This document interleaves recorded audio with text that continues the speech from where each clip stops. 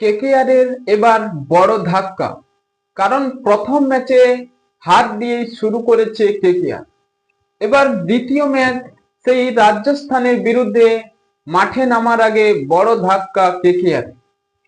হ্যাঁ বন্ধুরা, কেকেআর এর তারকা অলরাউন্ডার সেই আন্দ্রে রাসেল চোটের সম্মুখীন।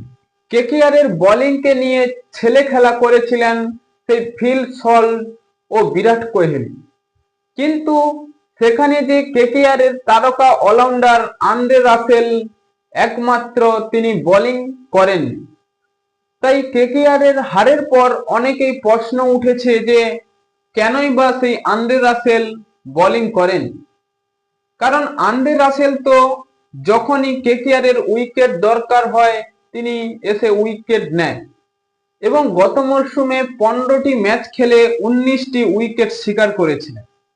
আজিঙ্কে রাহানে এই প্রশ্নে বলেছেন কেকেআর এর মূল অস্ত্র আন্দ্রে রাসেল, এবং আন্দ্রে রাসেলকে প্রথম ম্যাচে ব্যবহার করা হয়নি বোলিং, কিন্তু এবার রাজস্থানের বিরুদ্ধে তিনি থাকবে।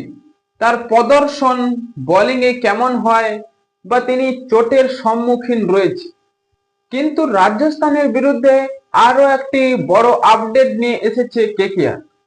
হ্যাঁ বন্ধুরা, কেকেআর এর মালিক শাহরুখ খানের প্রিয় ক্রিকেটার সেই রিঙ্কু সিং এবার নাইট ম্যানেজমেন্ট চাইছে যে তিনি ওপরে ব্যাটিং করুন।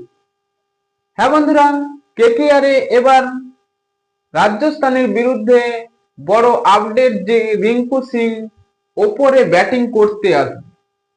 তাই আপনাদের কি মনে হয়, কেকেআর এর রিঙ্কু সিং প্রথমের দিকে ব্যাটিং করতে এলে কেমন হবে?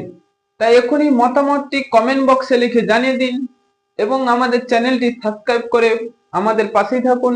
ভিডিওটি শেষ পর্যন্ত দেখার জন্য আপনাকে অসংখ্য ধন্যবাদ।